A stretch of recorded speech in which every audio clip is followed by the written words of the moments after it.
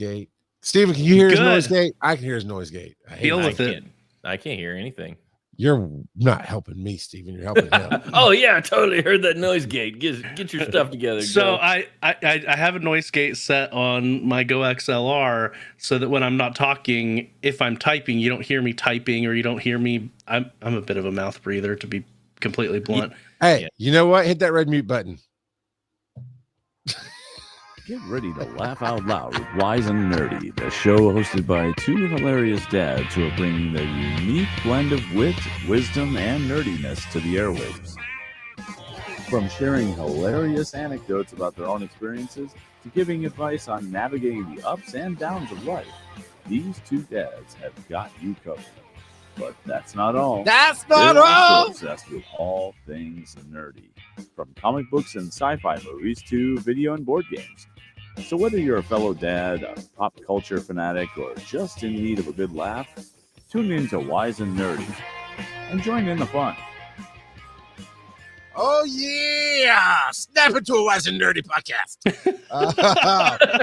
We're back live on the Rock Out Podcast. Charles McFall. Over there is Joe_R drinking his strawberry cream Dr. Pepper summertime puke fest. What are you doing? Yes, strawberries and cream Dr. Pepper. It's actually pretty good. I like it. I like just the Dr. Pepper. What do they call it? It's cream soda one. I like that one better than with the strawberry in it. But yeah, it's good. I like it. And joining in with his own mug of Bush's baked beans, it looked like Steven. Yeah, it's me. TV. Hello, friends. It's so good to be here. Thank you for having me back again, this time with the rock god of podcasting himself on the panel. Super pumped to be here. And this mug came from the Bush's Baked Beans Museum at the Bush's Baked Beans Factory near Gatlinburg, Tennessee, because I'm that kind of person. I dig it. I only caught part of the logo, but the way the U in the top of the S is the font. I'm like, it's Bush's Baked Beans. And it really was. Bush's Baked Beans. It is. I like them baked beans. They're so good. They're so good. All right. Kurt is out tonight. So we have Steven in. And I was jealous of the last time because when I was out, Steven was here. I did pick a fight before the show. I'm going to pick a fight live on the air too. You boys told all kind of dad jokes in the Patreon part of the episode because I have to go and edit. Even if I'm not here, I know it does the audio edit. You're like bombarding me. And then I immediately stopped what I was doing. I texted you. I was like, how dare you? You conspire to go, you know what? Charles is not here. Let's not do any bad dad jokes. And I was like, oh my God, you got me. You got me. And now we have so many tonight that it's like a whole special bonus episode. Apparently. It's nothing but bad dad jokes the entire show. Buckle up. I am glad that you're here, Steven, and we're going to have a blast. This is where all the dads get to come together and feel like they belong in their nerdiness and in their questions about parenting. Because let me tell you, if you want to know about questionable parenting, you know me. Question of the week. All right, Joe, what's the question of the week? Would you rather go into the past and meet your ancestors or go into the future and meet your great-great-grandchildren? Okay, can I just not meet my family and choose? Because I don't know. I mean, Charles just doesn't like people. It's not just strangers. Yeah, he just doesn't like people. Good. Yeah, even if I'm related, especially if I'm related to them, I don't people well. How far back do we get to go? That's why his oldest son lives in a shed instead of at home because Charles doesn't like people. Kind of. I would say you could go back and like meet one set of ancestors. How far? Steven's question is how far? It doesn't specify. So, well, I know, like, I have some rocky family history, at least back to the Revolution. I'd probably go back, like, to wherever we came from before then. I kind of feel like with their monochrome tones that your people own my people. I'm just look, I can't answer for the atrocities committed by my Southern family many years ago. But I'm like, I don't know if I want to meet them. I'd probably have to go, like, further back than that. You know, Joe, so just, you know. Got to. No, I was going to keep things safe. Maybe I'll just go into the future, where hopefully there will be a continued Adams clan happening out there. I don't want to. I thought about it while he was talking, and then you talked about atrocities. Well, I'll kind of let him do that. But I don't want to meet my future kinfolk because they're like, you don't appreciate anything. We work so hard, you don't understand. And then I don't want to go back in time to go, oh my God, I come from people who are horrible and hateful. I'm not that they would be. These are my worst case scenarios in both directions. So I was like, hey, let's you know what, the next time I'm in this millennia, I'll stop in and say, hey, right now I'm just gonna go see some historical figures. Peace out, yo. I don't know. What about you, Joe? I think I'd go into the future, mostly to see how my impact would, like how my actions have impacted later generations, to see if there's anything that I could say, oh yeah, no, that came from me. Or I mean, that's probably prideful a little bit, but I'd like to see if I made an impact that lasted generations. Okay. Oh yeah, I know I haven't done that. So hopefully it's a good impact. It's not a deep impact. Good movie. There you go. I like that one. Joe even got the reference. I love that one. So good. Oh yeah.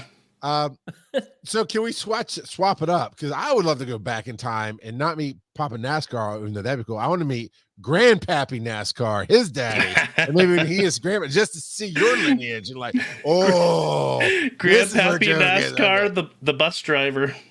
Yeah. Yeah.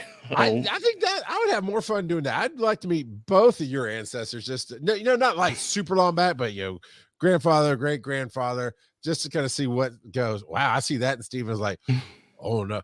And this is a thing. I'm not saying it's Steven's family. I've never met Steven's family. Oh, I've met his wife and kid, but not his extended family. But a lot of people I meet, especially in my circles, you are the best of your family. So yeah, kind of be like, oh, how did you make it out of that family? That's always a worry. So that's why I don't want to meet mine. I want to meet yours. That's a good point. Yeah, I would like to meet one of your families. That's what we should do. We should swap it up. I'll go meet Joe's family and do a book report for him. And then like Joe can meet yours and you can meet mine. Yeah, I'd have to go meet Charles's so that I could get some explanations for all of that. Look, I really, if you really, I was not, there was no such thing as podcasting when before my grandfather passed away. So I'm pretty sure time is fuzzy for me, but I'm pretty sure with what I was doing, I would have recorded my conversations with him. But I think my dad is the oddball. So my grandfather was at Pearl Harbor when it got bombed. Just on the other side of the island, he stayed out all night on leave, eating hot dogs on the beach and chasing girls. Tries to come back to base the next morning, like nobody on base. Like, no, I'm a whatever rank he was. Like, oh yeah, report to base. We're being attacked. It's like, oh, didn't know. That's my grandfather.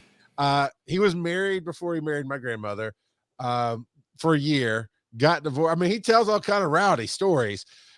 And there's me going, that kind of sounds like the crap I would do, Grandpappy. And then there's my dad, who's a Southern Baptist preacher. Is like, which one of these doesn't belong?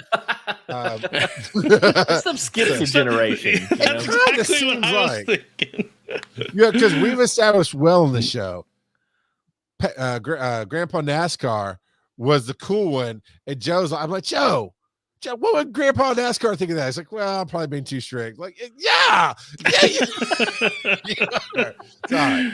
All right. So I've told listeners, Stephen, I don't know what Peepaw Adams would be like. Do you have a fun little grandpa story? Oh, so unfortunately, my dad's father passed away before I was born, so I didn't get to meet him. But my mom's dad was a logger, Southern Alabama, like could not understand a word he was saying my entire life. But what I do remember about him, he had a mouthful of fake teeth. And I remember my little sister going up and talking to him. She was like 3. And he just takes his teeth out, scared the bejesus out of her. And she ran off crying.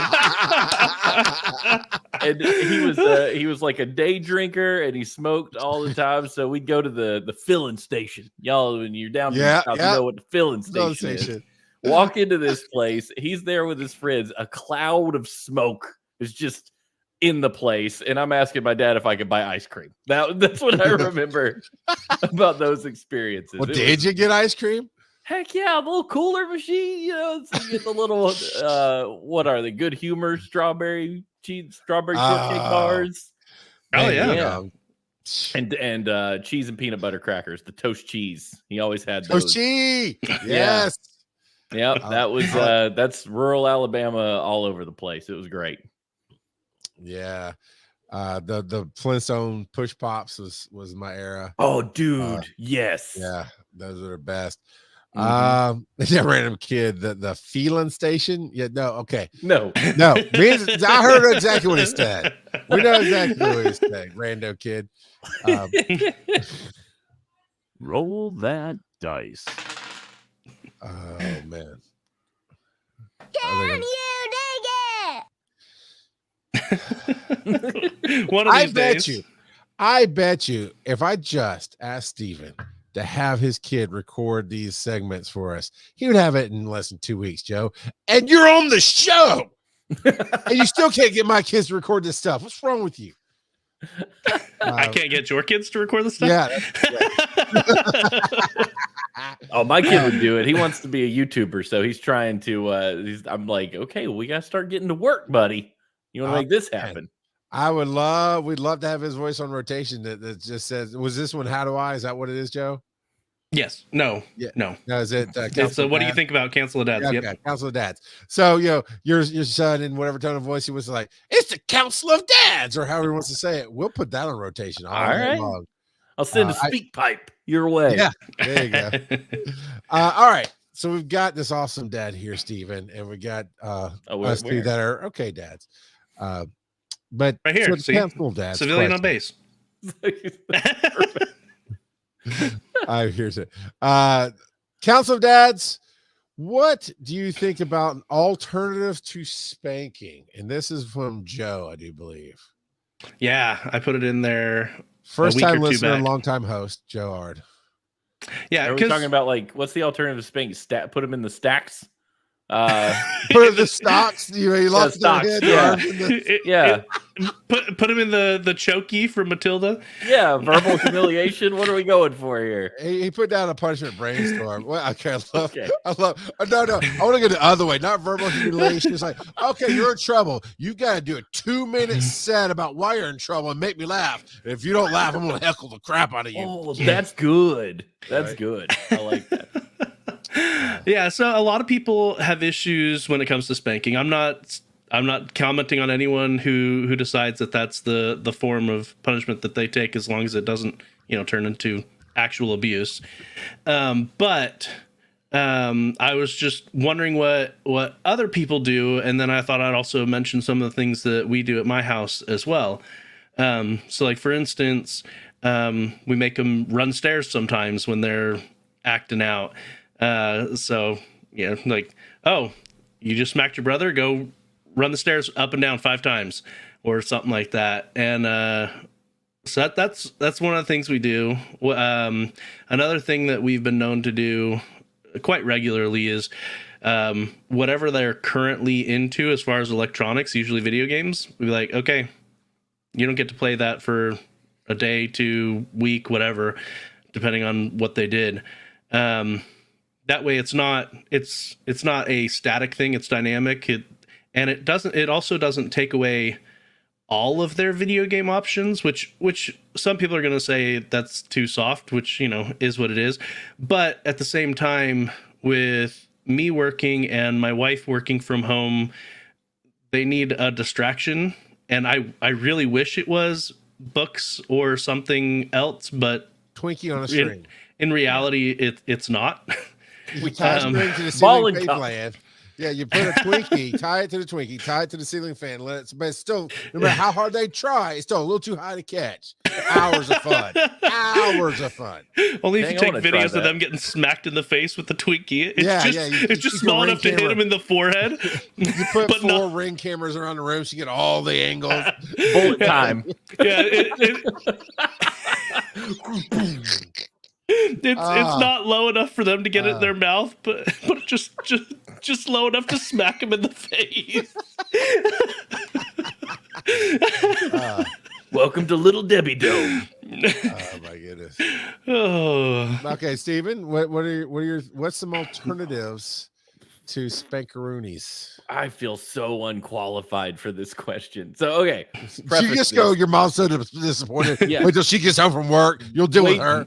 Yeah, you wait till later. No, okay. So I have one child, which by itself eliminates a lot of family drama because just having one child means there's no sibling fights all the time, right? So I already don't have to deal with that. And then I had a kid who's a lot like me in that we just want to do the right thing and not break the rules. And that is how he is. So our experience with actual punishment is not very strong. He's a pretty good kid altogether. That's good, man. It's great. It just means that I don't have a lot of experience with like real punishment. Well, we'll tell you what we do. But you've had to do something, right? Yeah. Anytime there is like some friction and we've got to figure out like what's going on, we've always been kind of talk it out parents. Like we sit down and we express, okay.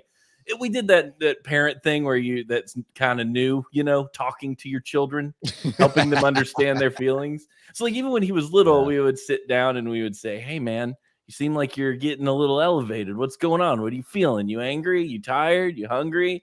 Kind of help them explore that stuff. And 9 times out of 10, tantrums would really like just relax almost immediately. Like, cause I would sit down on the floor with him. Like I wouldn't stand above him. Sit down on the floor and be like, hey man, what's the deal? And he's kind of always been wise beyond his years, so it makes it a little bit easier. But we've always felt like doing that was the first goal, and then immediate consequence was always the like natural immediate consequence. Like we're gonna deal with it now rather than being like you're grounded for a week. We're just like my wife and I don't believe in grounding. We just don't do it. I'm not saying other people can't, much like Joe's comment earlier. It's just not for us. So we're just like, we're going to talk out what happened, why it happened, what we're doing to fix it, and then move on from it. We do a root cause analysis with our child. Well, and different kids react differently to punishments. Exactly. One punishment doesn't fit all, period. Yeah.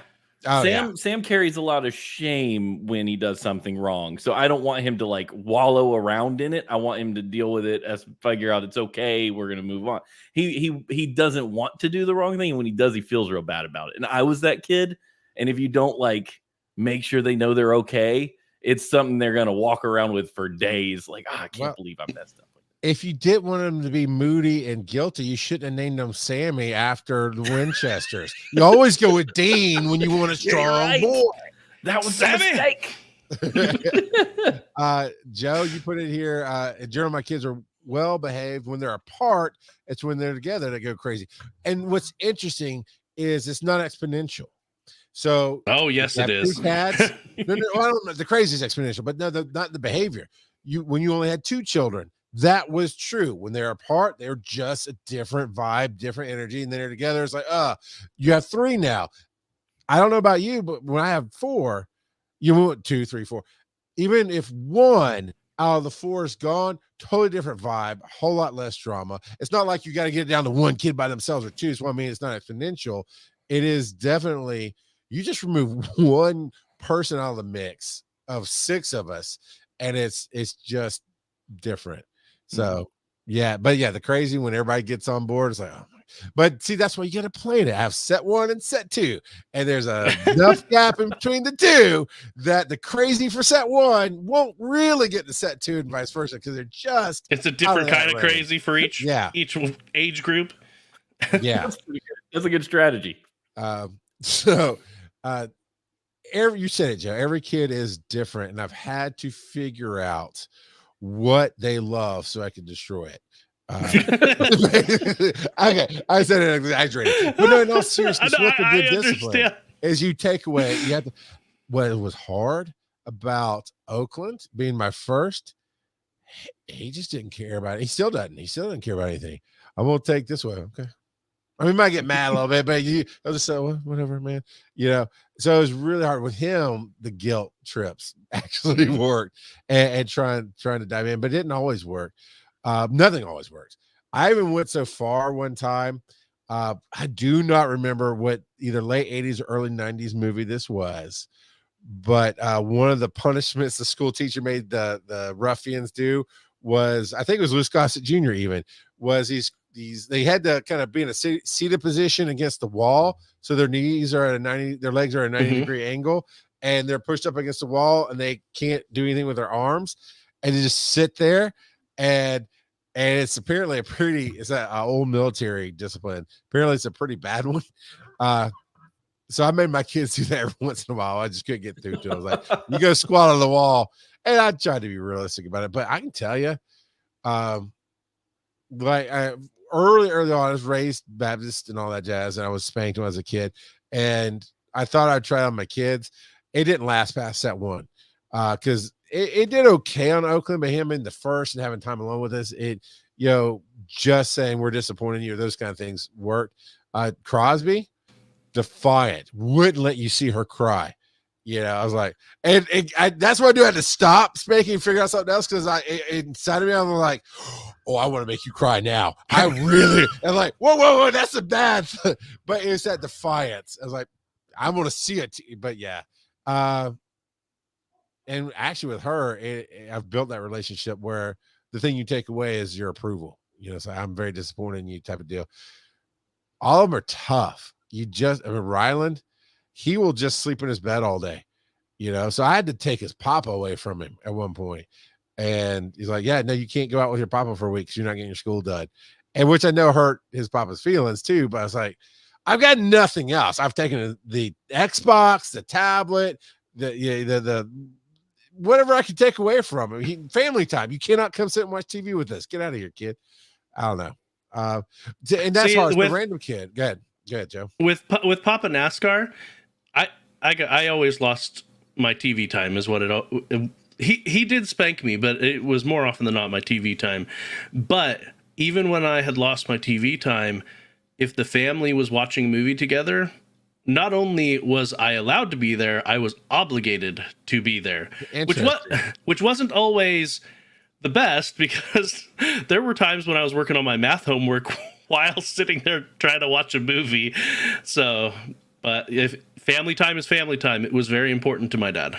I dig it. My family was the opposite. Like if I lost TV time, and of course, you'd rent movies. You wouldn't own movies back then when I was a kid. You'd rent them or whatever. And they would get like these, I remember these Disney collections where it's just a series of different cartoons in there that you get. Yes. Yeah. You know what I'm talking about. Is either a Mickey Mouse collection or yeah. And that was our family time. Like we loved watching those. And I was in trouble. And they had a door that would close to the living room. And I couldn't go in and watch that with them, So I sat there and watched really keenly between the crack in the door. I have developed some skills because of my disciplining. So, hey, Daniel the Dribbler is still playing Pokemon Go. Good for you, Dan. You are too, Joe, aren't you? No. Okay, never mind, Dan. I'm so sorry. I tried, Dan. But good to hear from you, Dan. Thank you for popping in. I'm assuming you should listen to Pokemon Go and appreciate you. Random Kid says, if you spank, don't spank in anger. But guys, don't you think that's the hardest thing? Because you're angry at yourself for not even teaching them better or something. You're angry at them for messing up. For me, I get fearful of what this could mean in the future if they keep going down this path. So I don't know how to not discipline in anger because I've got these levels of anger. What about you, Steven? When it gets like, usually it's when he's hungry, with the halt, hungry, angry, lonely, tired, like any of those situations, he can get really defiant. And I've pulled my dad's old trick of, especially if it's close to the holidays, I'm canceling Christmas. Santa's not coming. Like that. I've done that plenty of times, and it's stupid. I'm not going to cancel Christmas, but that's my what I view as my peak anger. It's just like, I'm gonna, But my wife's usually there if I really am getting angry. She's just like, you go to another room. I've got it. Relax. That helps a lot. And sometimes that's what you need to do if you've got a spouse, is just trade off, because that you're angry. you mentioned Christmas. It makes me think of the posts that always pop up where they say wrap empty boxes, and when they misbehave, toss it in the fire. That I would dare say that is more psychologically and emotionally scarring than spanking. I still don't recommend spanking personally, but yeah. Yeah, we don't want to spank our kids. We want to emotionally abuse them. Yeah, that's just mean. Oh man. Now, don't you live for that moment when you see something take effect and you're talking about how, yes, you were asking how are you feeling? Are you tired? Are you angry? We didn't quite go that route with my youngest, but we found a correlation between her complaining her legs hurt and she's the only kid that ever did that. At first we thought it was medical, and we realized that's just her stress coming out, like she's exhausted, her legs start hurting, and she can get really hangry. And we started keeping candy bars and food around for when she got exhausted, and portable snacks. And that moment where your parenting is working is when she's like, I'm just hangry. I'm sorry, dude. Right? She got food, like, ooh, get that fruit snack. You do it. And then the self-realization. Yeah, and she was like, I don't know, younger than she is today. I'm bad at the ages. Yeah, but she's 11 now. It is at least 4 years ago, if not more. So like, there we go. That realization. I'm just hangry. Like, man. Then I have the threat you don't have, Steven, is I had 2 sets for a reason. To start over from the mistake. So, you can disappear and nobody ever remembers how many kids I have. Just saying.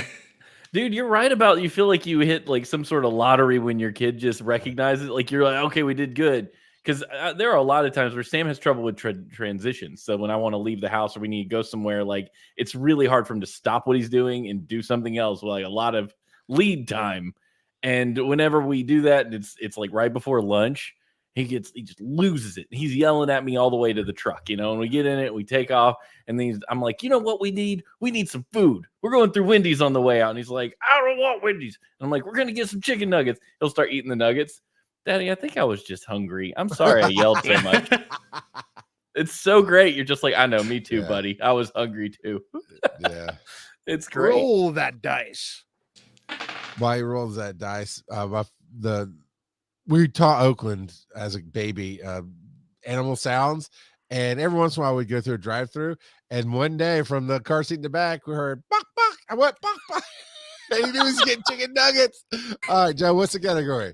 What are you nerding out about now? Oh yeah, I'm gonna throw to Steven. Now, Steven, you don't get to talk about any kind of nerdity here, like ever. So just spin that wheel of nerdiness. What are you nerding out about right now? I am real excited to talk to you guys about this because there's a little movie coming out this summer, and I don't know if you're familiar with it, but it's a character called Deadpool and Wolverine. Go on. This sounds vaguely I don't think I've familiar. ever heard of this. Right, I know it's brand new property. It's just wild. Anyway, they're teaming up Wolverine and Deadpool. It's gonna be great. So, in all seriousness, I was like, you know what? I haven't done in a long time. Watch the first X-Men movie. So That's not where I thought you were going. Okay. I thought we were going to go on a Deadpool bender here, but no. We went on a Logan quest. I watched every Wolverine movie from X-Men in 2000 all the way to Logan, and I had the time of my life watching these movies. And I was shocked at how well most of them held up. But I have questions for you two, because there are two movies that stand out as actual dumpster fires in the saga of Logan. Only two? To me, there's two. All right, I guess I should stop by without proposing my two dumpster fire movies. Do either of you have any strong feelings about any of those X-Men movies that you think might be dumpster fires? What's the Wolverine Beginnings or whatever? Wolverine Origins. All right. Yeah. There's one. Okay, see, I would argue there's worse. Really? Which one is worse? The last First Class movie? No, not that. So it has to have Wolverine in it as a main character. So made a cameo in Apocalypse and wasn't in Dark Phoenix. So I never even saw Dark Phoenix. Yeah, I'm not counting those two. Okay. Well, if you're gonna take out the real trash, the third of the first trilogy, the third movie, Last Stand. Yeah. Okay. See, this is where our good friend TV's Travis and I disagreed vehemently because he says Last Stand is the worst dumpster fire of them all. I mean, Travis are on that page. I get you. Yeah. And I said that Wolverine Origins, like that with the Deadpool with the laser eyes, is not only the worst Wolverine movie, but one of the worst movies I've ever seen in my entire life. Okay, you've not seen Frankenweenie. That's a bit of that's a bit of a stretch in my opinion. Well, okay, I've seen that worst movie on earth. A stretch, Armstrong here. All right. But anyway, my dad loved horrible movies, so I've seen all kinds of. You've seen the bad ones. I've seen all kinds of bad stuff. Yeah. So I watched them both, and I came out at the end of it watching X-Men Last Stand, and I was like, this was really bad. And then Travis said, well, it's not worse than, or it's worse than Wolverine. So you're on the upswing now. And I'm like, okay, I don't remember that being the case, but I'll watch it again. And I kid you not, that movie was the worst writing, worst effects, worst story, worst everything. The only good part of Wolverine Origins, he hops out of the pool and he goes berserker mode for a minute. That was cool. And it's the first time, it was the first and only time they addressed really directly that the metal is not his power. It's the healing and the bone claws as about. Yes. Yeah. But other than that, that's like the only hide. Okay. Before they zip up his Deadpool's mouth, it was fantastic, right? The one-liners. No, not the movie. There were 3 one-liners, Charles. They were 3. He said 3 lines in the elevator, and they all go, "Oh, wait, I wish you would shut up. You talk too much." It's like he didn't say anything. He said He said a couple things. Maybe I'm just going on the. Maybe he used to have a lot more lines. He didn't say anything. The whole movie. I would say I'd have to go back and watch it, but I ain't gonna.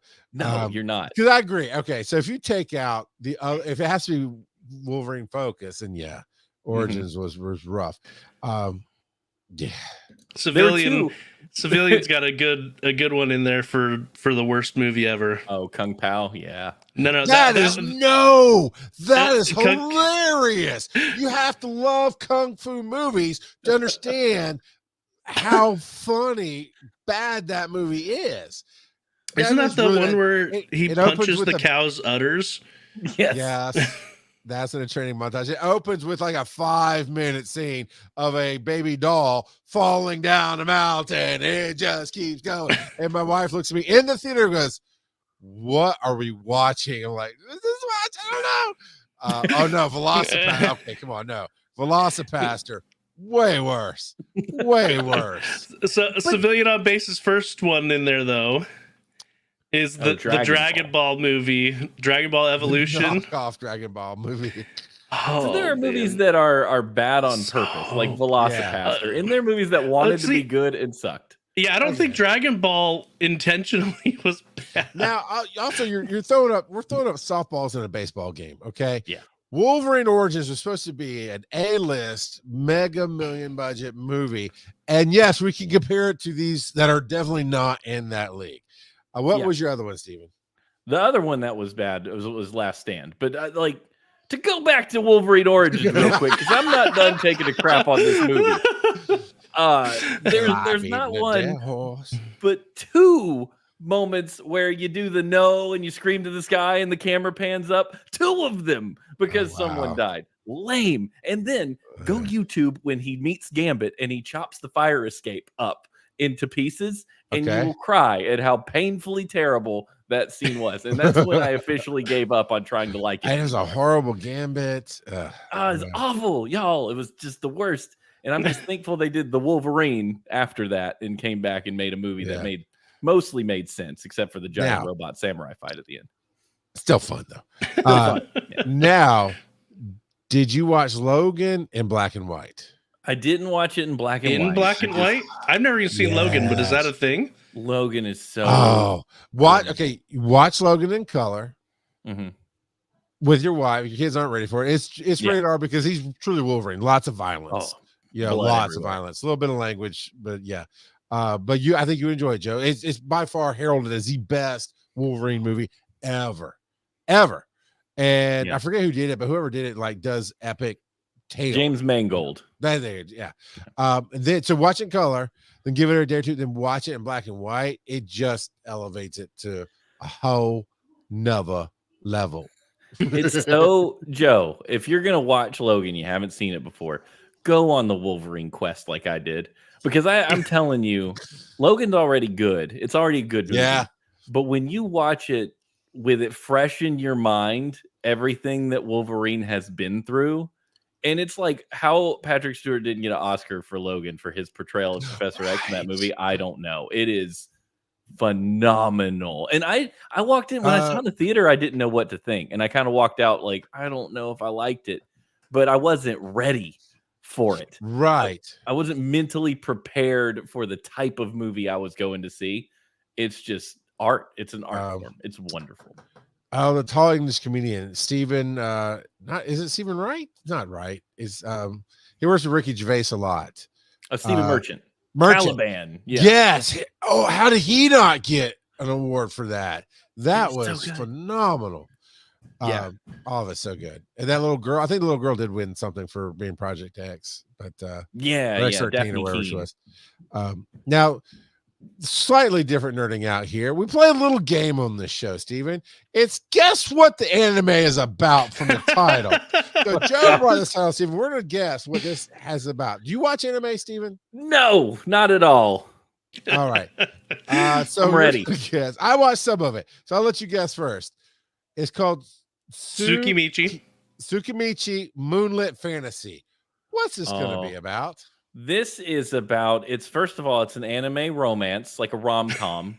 And it's on one of those diner cruise ship steamboat things that they go on to have this date. But the problem is that once they're on this ship and they're starting to eat their sushi and rice and whatever and dumplings and the waiter's all cool, you kind of see the waiter's not really as normal as he seemed like he would be. Turns out he's a dang killer robot, and he's got like and the guy on the boat that's in the rom-com is not actually just a suave guy. He's got superpowers, and his hair turns yellow, and it's like a kung fu on a steamboat in the middle of the Mississippi, because it takes place in America, but it's an anime, and it's just off the chain. I mean, it is something to behold. That is word for word the IMDb description of Kung Powder. I knew it. Piss. So, Yeah. so my guess, I'm also going robots, but my guess is the only thing it has to do with Moonlight is in the opening is this slow song that you get bored with. Is all this moon over water and credits in Japanese and stuff. And then they get into it, and there's going to be an angsty robot who doesn't really want to help humanity. There's going to be a little child who's going to be the savior of the world. And then there's going to be your token oversized bad guy who really is good at heart, but misunderstood. That's what I think Tamagotchi, the movie here is what is this? Tsukimichi, the Moonlit Fantasy. All right. What is it, Joe? We got it, didn't we? You guys are so spot on. It's a guy whose parents had promised that one of their kids would go to another world as a hero, and so he doesn't want any of his siblings to have to take on that responsibility, so he goes. And the goddess says, "You're way too ugly to be a hero." I've heard that one a few times in my That's life. been said to me once.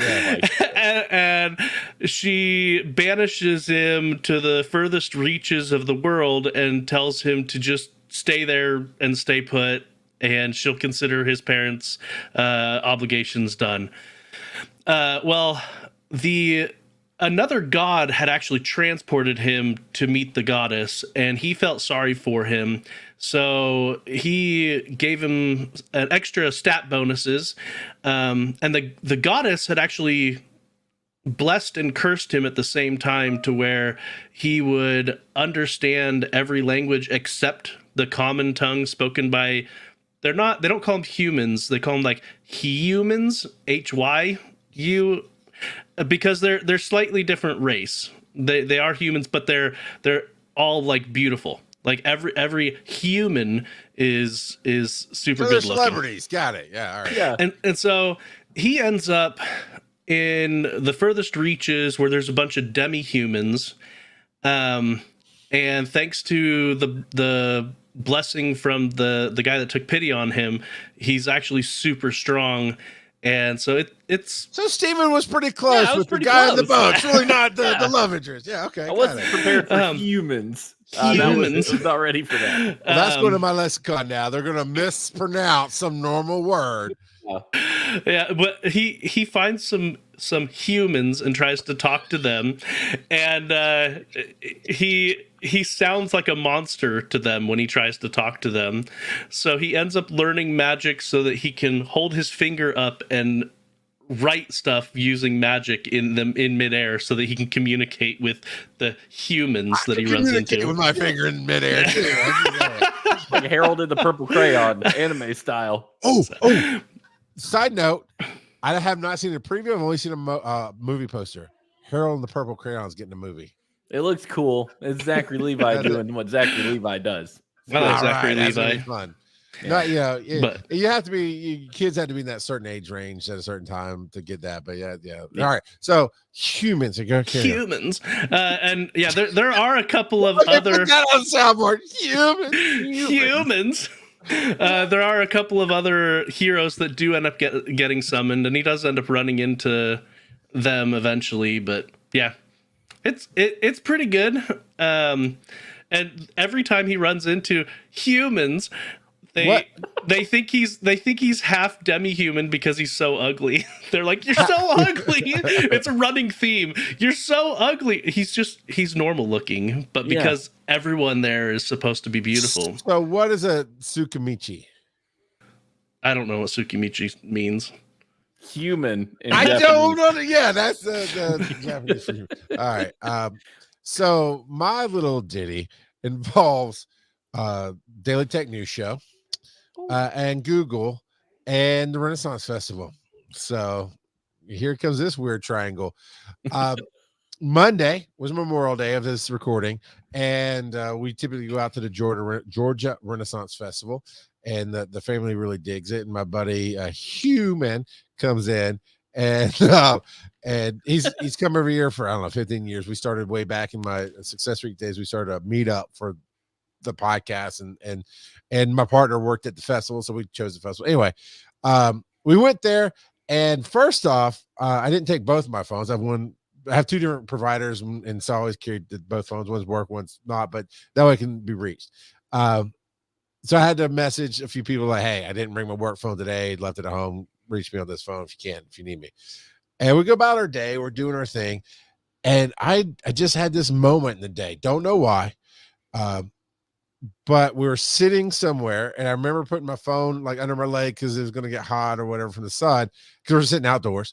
And I could have sworn I had it when I stood up, and I could have sworn I had it when we went 100 feet down the walkway to the next thing. And then I tapped my son on the shoulder. I was like, "Let's go sit over here while we watch your siblings go play for a minute."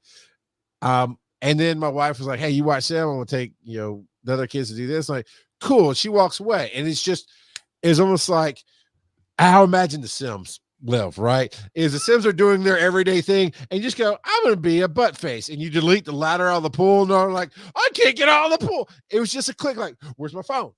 I mean, like the finger of the digital guy clicked my phone out of existence. It just dawned on me. And my kids had just finished a little corn maze or whatever they did. So, like, "Hey, let's run down here." We ran down there. Of course, it's not there. And the person I asked is not there. So we run into a police officer and said, "Hey, where would somebody turn in a phone?" And he's like, "Hold on," and he radioed. And so, yeah, they don't have, anything, because it's a Samsung S23. It's pretty, I mean, most people don't lose. It's not like I have a ton of phones back there.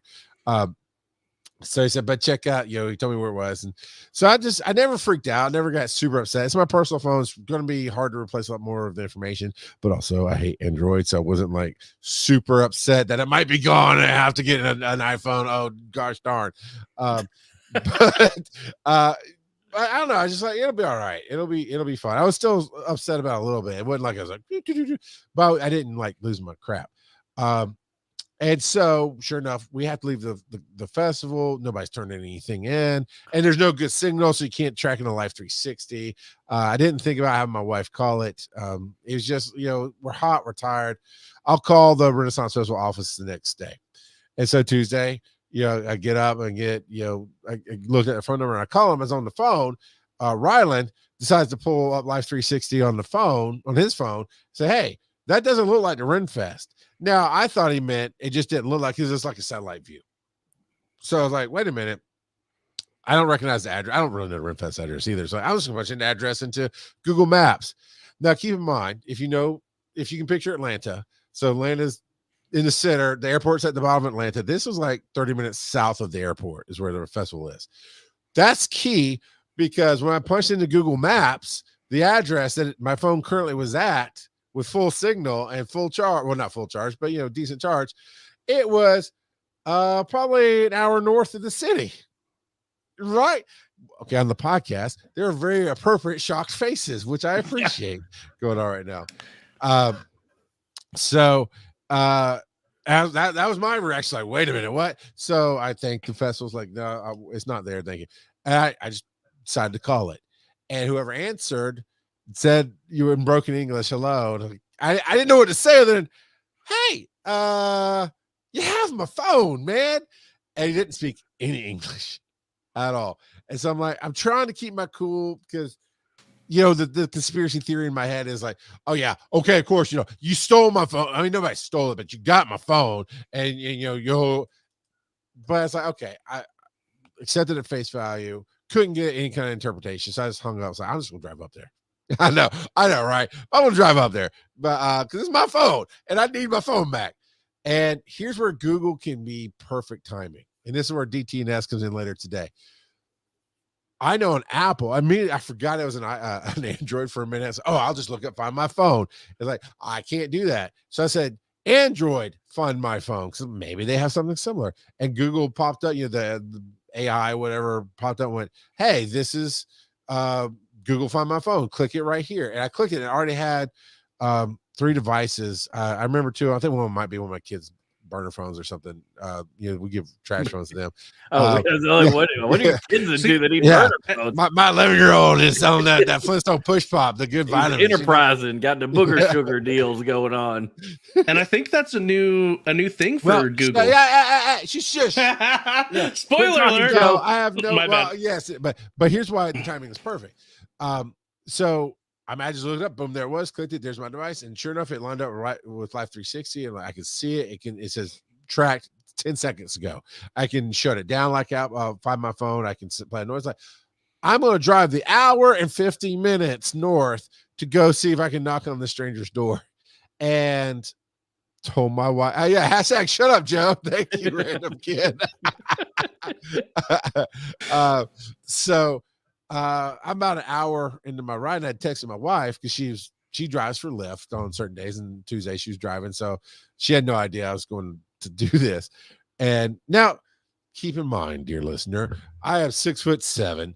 I am 350 pounds. I have worked in EMS for almost 30 years. I am not afraid of any situation I walk into, and I already know worst case scenarios are going to destroy the phone, but I've got the evidence to take to the police to do whatever I have to do. So I'm not worried about it. It's like, okay, what if they pull a gun? You don't think I can talk my way out of a gun situation? I can talk about, and if they're like most people who pull guns, they don't know what the heck they're doing. So that might not go well for them. Anyway, I have no fear. Never dawned on me. And my wife, so she calls me. Well, I text her, say, hey, when you get a moment, give me a call. Now, keep in mind, she was with me when we lost the phone, all this other stuff. She had no idea about the tracking of it. She calls that phone. And then she calls me. I said, hey, babe. And the first thing is like, you need to turn off your phone. Somebody's got it. And they're like, okay, why are you calling that phone? You told me to call you. But you were with me when I lost. That muscle memory is hard to kick, dude. I know. Right. So, but I was like, yeah, I know. I'm driving up there now. So she freaked out for the rest of the almost hour it took me to get there just to make sure I was okay. I'm like, okay, sure. I love you. I love you too. I don't know what else to say to that. But because she called, he did the same thing and almost the same things, like no, blah, English, this kind of thing, and just no thing. And she of course goes in conspiracy mode too. Like, man, they're going to take. It's like, babe, I've got my laptop with me. I'm tracking it. You've got Life 360. We've got all this stuff. It'll be fine.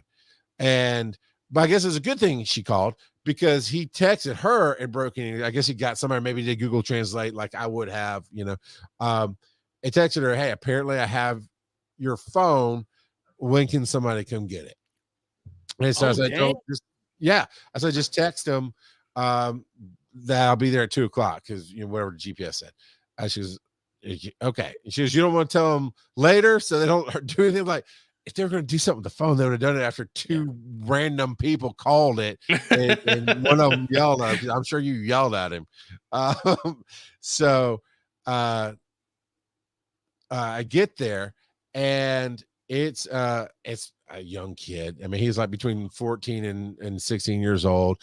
I rang the Ring doorbell first and stepped back. And I've got rest and kill you face. Like, yes. You've probably seen me drag home. I'm thinking about something. I'm like, people don't know. It's like, are you okay? It's like, wait, what? What are you talking about? I'm terrified of you. Like most of the time. So yeah. And it's not intentional. I guess it comes from being raised in the church when you just hate everything. All day. But so I'm sure I have this killer face. But I step back like a police officer would, give that space to the door, whatever. And he's not coming to the door. I mean, I didn't know where they were. And I'm like, so, I did the knock thing and I give it maybe 2 seconds. And I start calling my phone and I'm standing there and I'm like, all right, I'm going to let this thing go to voicemail. Then I'm going to my car, tracking it again. And then I'll call the cop. And kid came out, just kept smiling. He's like, phone. And he had some braces on, which makes people look younger, but I'm pretty sure he's between like 14 and 16 years old. And I said, thank you. God bless you. Took the phone and off. Easy peasy. Done. My vibe on it is he probably had siblings. Maybe, kids get dumb. My kid got dumb. I was dumb at that age doing things. And I'm thinking the way they responded with everything that they probably found it, thought, I don't know. Maybe somebody won't claim it. Maybe somehow I can figure out how to use it. Nothing seemed malicious about any of it. But here's where DTNS comes in. So I'm a little behind on listening to them. So about a month behind. They're in towards the mid of April where I'm listening. Today, I heard the episode where they talked about Google is about to launch in a few days.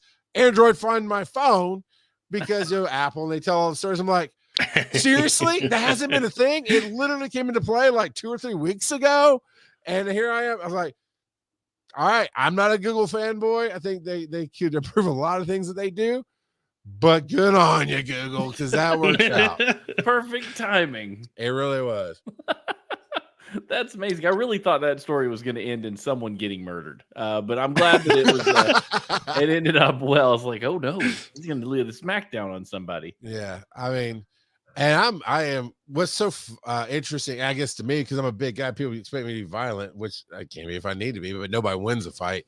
I am way more able to break you down with my words than ever put my hands on you. That's what nerds do. We have a sharp wit that you have to either develop your wit or hate your life all through middle and high school. Only two. If you're going to be a nerd, be funny. That's the only hope you really have. Find a way. So, Joe, are you hopeless, man, or what? Just roll that dice.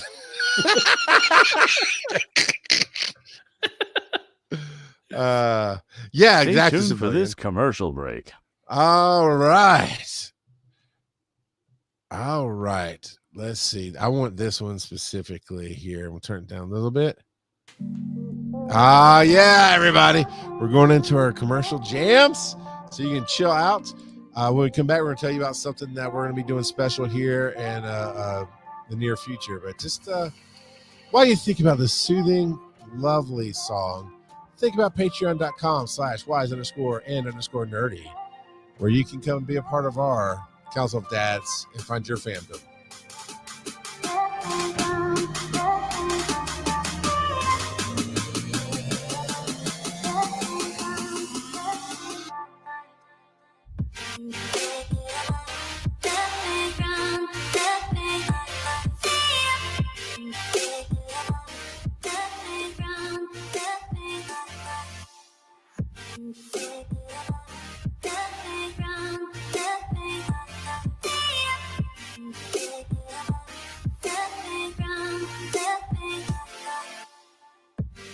Oh man, I don't know if you get to hear that in stereo like I do, but it just does something to the brain that feels so good. I love it.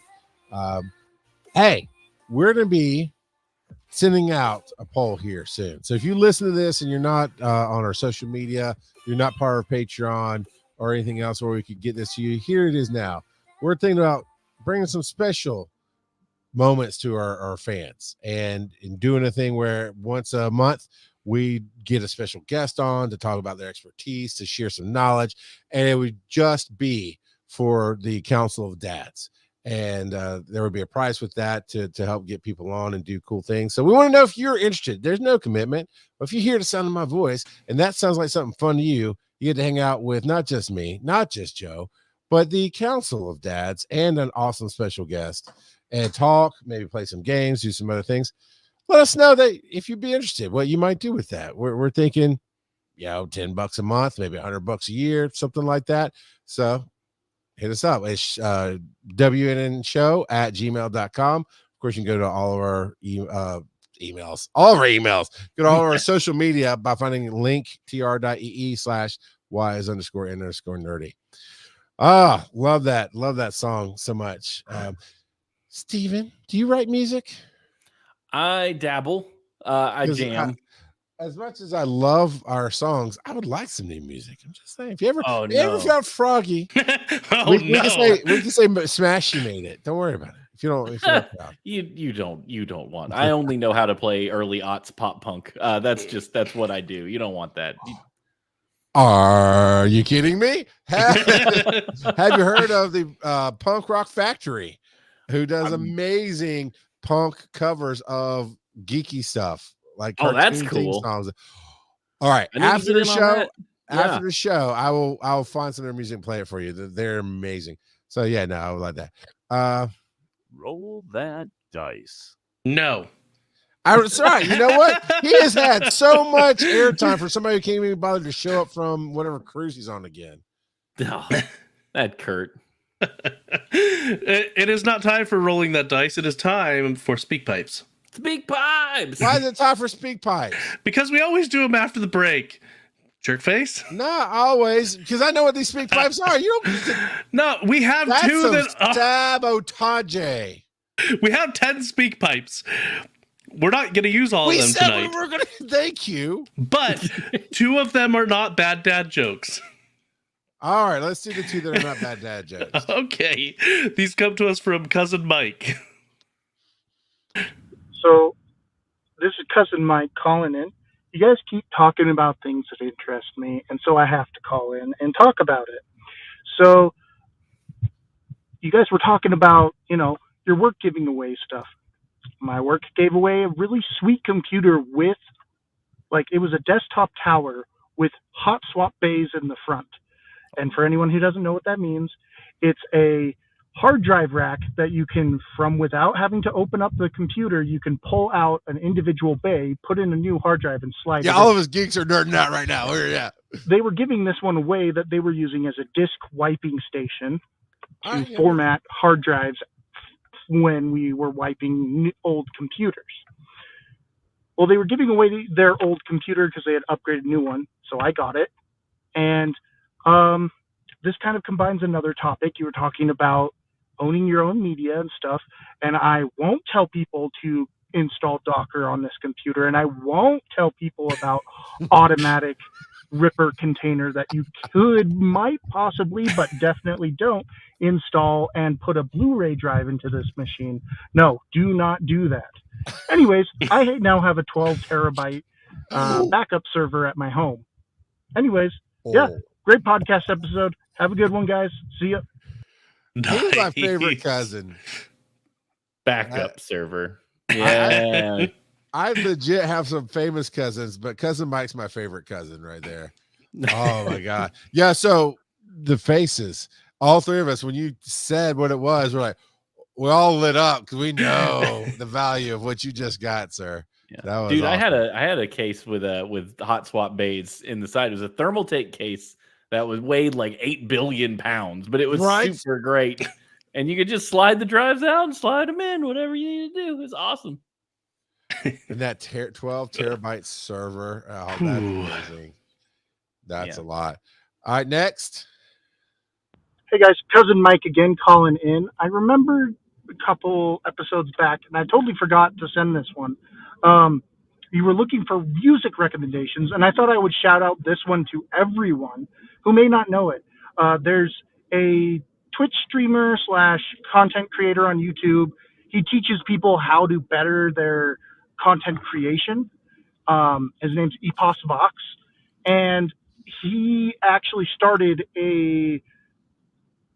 I guess it's kind of like a music group called Backing Track, where they basically, you can use this music in live streams. It's all free to use in that way. Go look it up, backingtrack.gg. It's on Spotify. It's on all the streaming platforms as well. And it's actually really good music. They have a whole backing track. It's all instrumental stuff for the most part. But they have a whole album that's based on Halo, old school Halo. And it's fantastic. And when I say old school Halo, I mean Halo 1, 2, and 3, okay? Because those are the best Halos. Anyways, take care, guys. Mike out. I love Epos Vox. That dude's great. You talk about high quality guests. Bill's talk to him. Our good friend Run Jump Stomp. Oh yeah. Yeah, he's a cool dude. The stream professor. For if you want to learn how to OBS it up. He's the guy.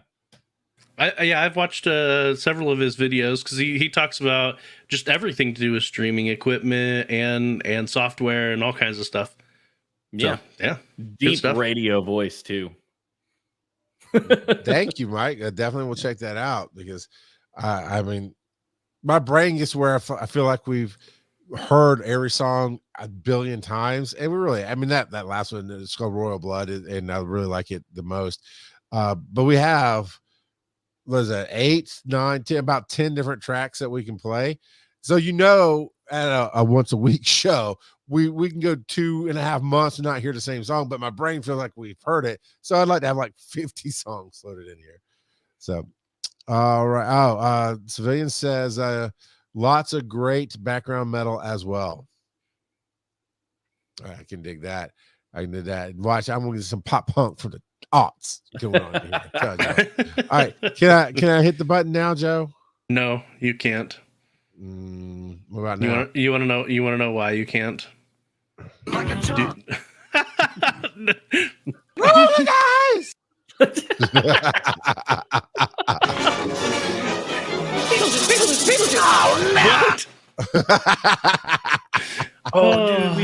Beetlejuice. I'm excited. It was fate. Both dice came up with the same number. Bad. No, you're a liar. I feel those are weighted, Joe. I don't believe it. Just because you can pick them up and show them to me. Thank you, Steven. Proof. Thank you, Steven. All right, we have some bad dad jokes from Devo site. We have way too many, so we're only going to play a couple of them. We're going to savor them over the next several episodes, but here we go. Dice cam when. Yeah, that's actually a great idea. I'm not sure how we pull it off, and then it's only like through Patreon. You have to pay for the dice cam to see the dice. Setting up a dice cam wouldn't be that hard, actually. I already know how I would do it because I've done a dual cam setup before. So lots of software on your phones for doing like wireless cam stuff. Well, then that's actually what I would do is I would use my phone. You just can't do it directly through StreamYard. You'd have to do it through something else to StreamYard because we're not paying for the level that lets you do multiple cameras. No, I know. I would have OBS pulled up because OBS would allow you to do. Can we just rip the Band-Aid and do this stupid thing? Someone here is an engineer because Joe and I were both like, "How do we solve that right now?" well, and so with real quick before we get into it, with OBS, you can set up a virtual camera with what you're displaying, and so you would put your sources into OBS, click Start Virtual Camera, and then use the virtual camera as your camera on StreamYard. What a jerk! That's how I do it at work. That's how I have to take backgrounds and do weird junk at the office. Yeah. Awesome. So, anyway, time for Dad joke. So adorable. Your What's kid so can special also about be on the show. mathematical? what? Sorry, What? I said your kid can also be featured on the show if they just read these bad dad joke titles, or what are you nerding out about, or Council of Dads. Those kind of things. All right, are you ready now, Charles? Yeah, no. Well, ready or not. What's so special about mathematical plants? They have square roots. Is it BS? Nope. I find no BS with that. Straight facts. Hmm. All right, here's number 2. What is a clumsy person's garden full of? Faceplants. Daddy. That was good. Oh no. No, was it Steven? This is great. I'm using those. Oh, Charles. You get one more. Oh, you want one more? Okay, Oh, I was you only said going to do 2. three. All right, here we go. What do you do if a boat is sick? Take it to the dock.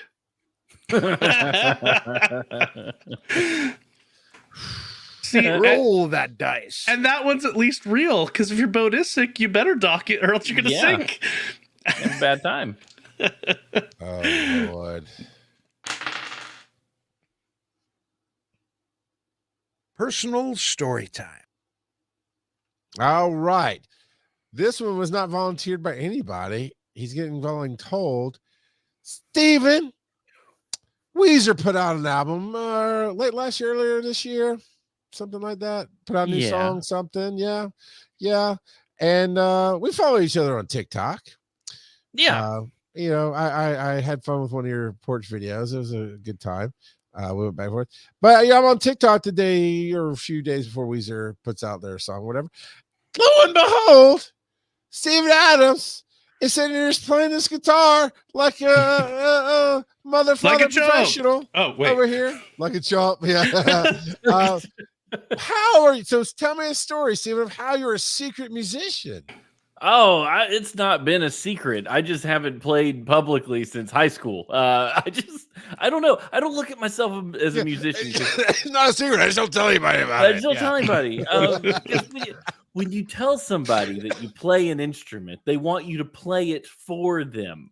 And as I mentioned earlier, the only music I ever bothered to learn to play is the late 90s, early aughts pop punk. So when I sit And you're down very good at it. and I have a great time, but like most people, when you sit down to play Blink-182's Eminem's, like a deep cut, they're like, I don't know what you're talking about. That's a fun shred. Good job. But I don't know what song that is. And I don't look at myself as a musician. I'm a guitar player. I can't read music. I don't understand music theory. I just like to play. So how did you learn those songs? By ear? So they have tabs, which Yeah, is I'm familiar with publisher tabs. when you play guitar, and it's basically where you put your finger and on what string and when. And I can't count very well, so I just have to listen and I feel it. I always told my mom, she's like, well, how do you stay on beat and stuff? I was like, I don't know. I just feel it. It's just I just know when to go. And I got a guitar at 13. It's one of those things where when you're coming into your own, you're coming of age and you're trying to figure out who you are and what you're doing. And I grew up listening to country music my whole life, country music in the car. And I didn't know other music existed. I was I didn't like rock music. And then I heard Aerosmith for the first time because my buddy was into Aerosmith. No, it was it was off of 9 Lives. And my buddy got their album 9 Lives. And I was like, this is kind of fun. So I was into them for a little bit, and that got me into rock and roll. But then a buddy goes, have you heard Blink-182 yet? And I'm like, no, I don't know who they are. And I got Enema of the State, and I was like, oh my word, what is this and why is it so awesome? And then from there, I went like Green Day, MXPX, and got into like, all the Christian kids listen to MXPX. That was like good for you. It was on Tooth and Nail Records, which was a Christian label. They had Switchfoot and all those guys. Yeah. Anyway, I got into them and like blew the roof off my musical taste. And so I got a guitar, and my dad helped me get it. This is one of those stories where it's like your parents really want to support you in your weird new thing that you want to do. Because I was a try thing, give up kind of kid. Sorry, this story's a little windy, but I was like, I would try stuff and then I would not follow through. You buy your kids the saxophone and they play it for a week and then they're not interested anymore. That kind of stuff happens. I didn't realize you from the rich part of Lower Alabama. Y'all must have had a crawdad farm or something. Yeah, we used to whistle through. You know how you buy your kid a Stradivarius and they throw it away, and then you get a Miles Davis signature saxophone, they throw it away. Yeah, they get a grand piano, and then you're like, "What did we do that for?" I knew kids who did that, by the way, and it was always real kind of gross. They get slightly interested in the thing, and their parents buy them the Stradivarius. You're like, "What is happening?" But I got the little amp and Squier Stratocaster guitar, and funny enough, the buddy I ended up being in a band with, we hadn't talked to each other for a while, hadn't been friends for a while. We ended up buying a guitar and a bass on the same day. Like, I ended up just randomly talking to him. I said, "Dude, I got a guitar." He's like, "You're kidding," because I just got home with a bass. And I'm like, "Do what?" "We're gonna be best friends and play music." And he was really into Korn, and I was not. That kind of collides a little bit. Yeah, he came around, and we ended up basically being a Blink-182 tribute band. We played from 13 to when we all split and went to college, and we played a few really good shows. There's a YouTube video out there somewhere of me playing on stage. And I was Googling right now. I'll send it to you. I'm proud of it. I'm not afraid. It's a good one. It's a good one. We played some Reliant K, if you're familiar with them. Yeah. But man, it was an adventure, and I still like to play, but I've never found anybody that also plays the same music I like in the same way I like to do it. Everyone I've ever tried to play with, it's always, different styles. I'm just not good at certain stuff, or it's like, let's play things that'll get us into the bars, and then you got to play like Jumper 300 times, and it's just not. It's not my jam. Wish you was you said the bar. Yeah, right.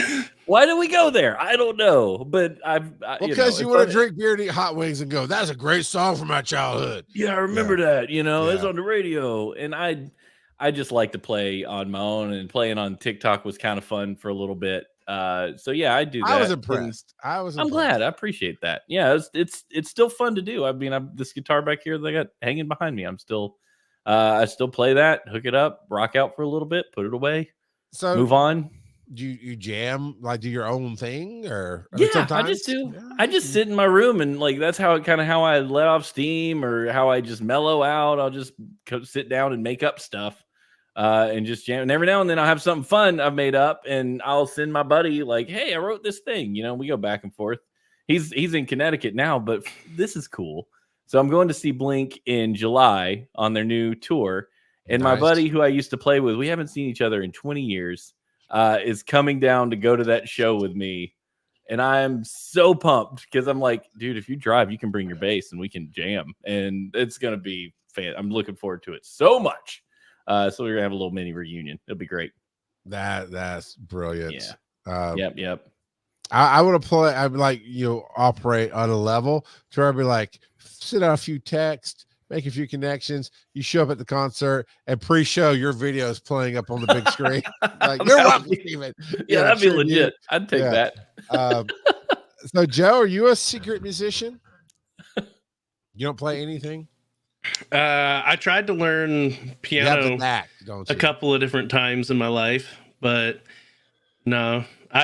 If I sit down and look at, I can plunk out like the top note of a piano if I sit there and try, but that's about it. You can do it. It's never too late.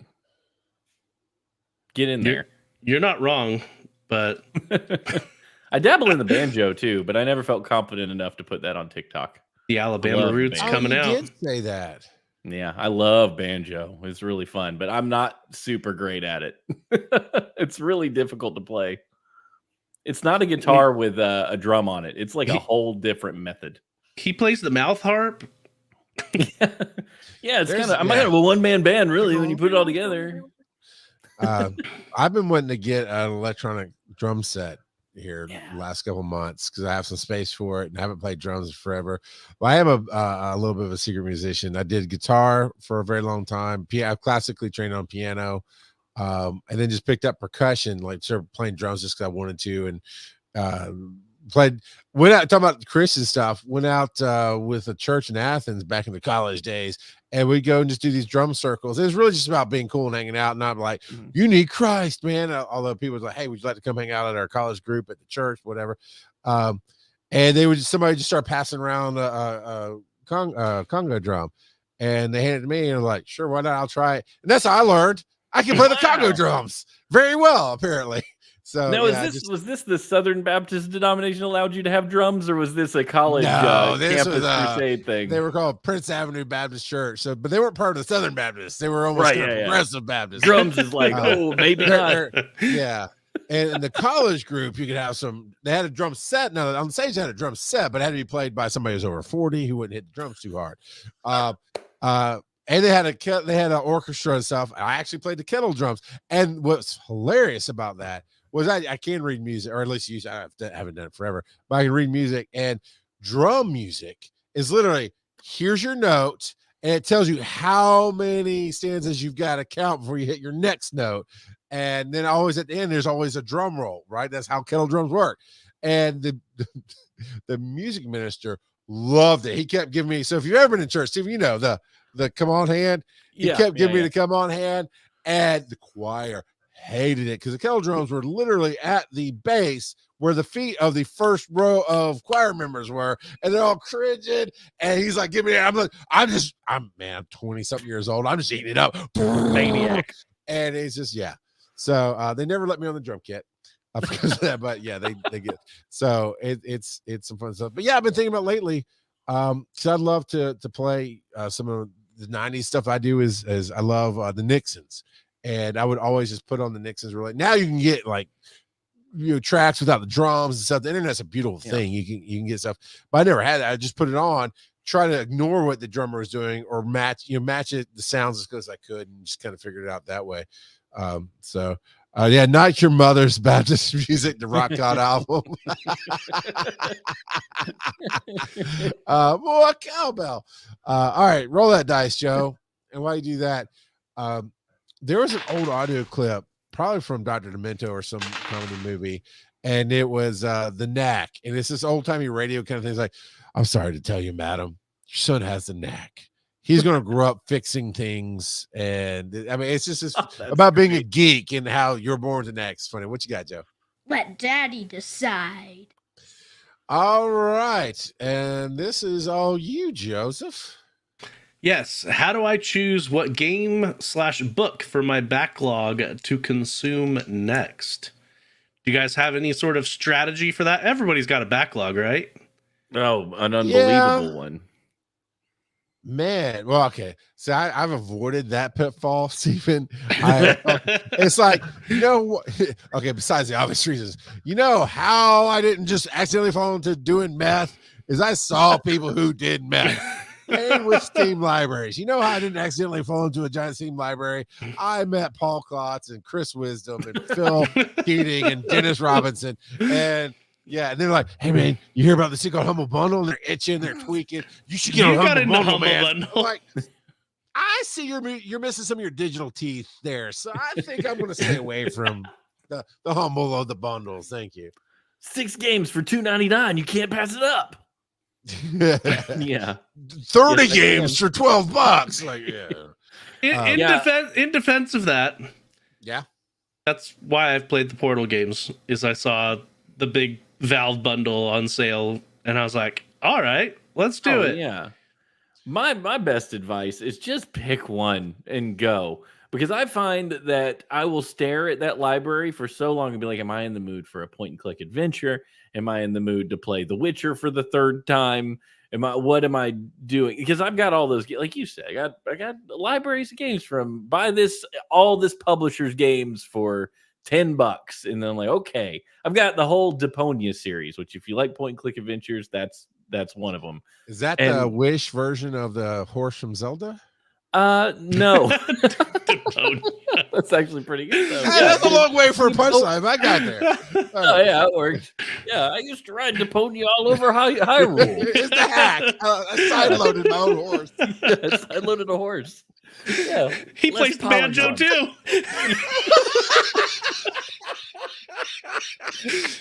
That's how you get that infamous horse armor in Ocarina of Time that wasn't real. When he runs, you can always hear in the hoods. Anyway, all right, no. So yeah, you got all these backlogs. Yeah, just pick one and go. Like especially if you've got it portable. Like I got the Steam Deck last year, and that thing has been really good for my backlog because I don't have to be at my computer. I can just be downstairs, and if Sam and Stephanie want to watch like a movie I don't care about, I can be like, I want to be with you guys, but now I'm going to sit over here and play this point and click adventure that you also don't care about. Oh, see, that's a good way to get through it. Yeah. I'm saying this because I can't do, so I teach. These are the methods you should use. However, I'm not great at it because the last 2 nights I've had free time and sat here and just scrolled and been like, on that note of being with the family, but also not when I really want to play my first player game, I'll get a new my wife loves the point and click find it games. We use their artifacts, Artemis Mundi. I always have to look it up because I can't remember the name of it. But there's a company that just makes them, and it's cheesy cutscenes and stories, always whatever, but they're really good quality find it games with all kind of different puzzles. So I'll get her playing that, and I'll put it on my laptop and play something else. Yeah. So you say just pick one. Joe, what do you say? Oh, I guess. Yeah, I usually just whatever I'm in the mood for, either game or book, because I read quite a few books as well. I need to read more, to be honest, instead of looking at my phone at night. But yeah, I'm still waiting on. I mean, this isn't on my backlog. Maybe it's avoidance of my backlog, but I'm still doing that alpha reading for my cousin, where he's got the book that he's working on, and he needs to hurry up and release the last 4 chapters because I've read 25 chapters and he said there's only going to be 29, and I'm real curious to see how that ends. But yeah, I Civilian has an interesting comment here. I've never heard of this. Apparently on PC you can get something called Play Night, and it's cool. It's a multi-launcher. I guess it connects to your different accounts, but it has a random button. You can hit random and play cool. Whatever game pops up. Yeah, Play Night's great. It does Epic, Steam, GOG, like all of them. Just collects them all in one place, and you've got all your games there. Which, by the way, nice. Now put that back up there, Joe. All right. Look at how he has a logo for his name on Twitch, like a graphical logo. And he didn't bother to make one for us. I'm just saying. I'm personally offended. I mean, I thought I was going to get one for coming on. I like Random Kid's idea. Better fits our show. Clearly, you should just roll the dice and do that. The game coming out, I think it was Artifex Mundi, ARTIFEX space Mundi.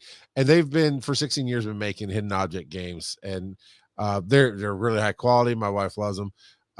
But I honestly, I truly try to avoid backlogs. I buy maybe one game a year. I am a huge fan of the Ultimate Game Pass because I can put stuff into play later. And if I get to it, I get to it. If I don't, I don't. But I only download 3 games at a time. You know, that's my rule. And they're usually 3 different games. And I'll try one. Okay, I played this a little bit. Let me try the next one. Or sometimes, like in this case, I downloaded 3. I landed on Control, which I'm really loving that game. Is Control. And so, like, I want to try the other 2 games, but I'm playing this one. So I'll do that. I will play this one until it finishes, which is how I do. I like uber focus on the game. Like I got Diablo 4 late last summer. It was a little while before Microsoft bought it, but long after it came out. And just played it until and I still want to go back to it. So that's my glue, right? That and Borderlands 2, I always kind of fill in the spots. I just want to play something today. Do I want to be a sorcerer or do I want to shoot things? If it's yes, then you'll play Tiny Tina. But That's what I do with Red Dead. That's my comfort game. I could just go on Red Dead and just wander the range. It's awesome. Everybody has a good one like that. But that's I really keep my choices slim. It's like I have these 3 games I want to try and my 2 staples. Depending on the system. I have staples in different staples in each system. And I don't have a big Steam library. I've played games. I've beat them. I do have the Half-Life bundle because it was like $1.99, and it's my favorite all-time series. So I haven't played it again since I bought it, but my daughter Zoe's going through it right now. It can be tough. What about different systems, Joe? You're talking about how do you pick from your backlog, but how do you pick which system the backlog is going to be on? That is a good question, because I've got plenty of Switch games that are on my backlog. I've got Steam games that are on my backlog. Now, the Switch is tricky because most of the time my kids are monopolizing the Switch, so it's like I would really like to play, Final Fantasy on the Switch, but that's a one-player game. That's not the system for that game, sir. Not the optimal system for that You're game. not wrong, but so when it comes to Final Fantasy 7 and 8, I've purchased those like 4 or 5 different times on various systems. I'd play that on the Switch. That would absolutely run on the Switch. Easy enough. Not the newer Final Fantasies. I'm a big fan of 7 and 8, so especially 8. Like, people love 7, but I like 8 better personally. So here's a bad dad joke to go out on. Why is 6 afraid of 7? Because 7, 8, 9. Yes. Why is 10 afraid? Because 8 was made an example of. Because 10's right in the middle of 9/11. And that is the show, everybody. We appreciate you for coming out and landing on that bad dad joke. Wow. I taught you, didn't I?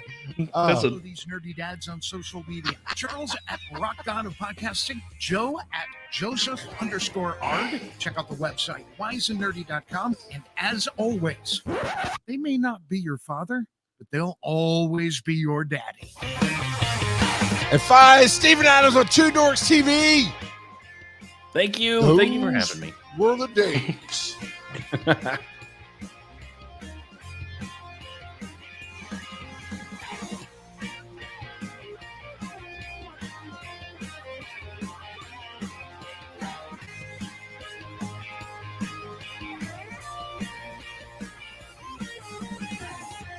It's always a better show when that other R doesn't show up. No, that's mean, Joe. Why'd you text that to me? So my wife did send me a message about how you would be so happy because she wasn't going to be here tonight. I love that the bit goes on. Bye, everybody. Bye.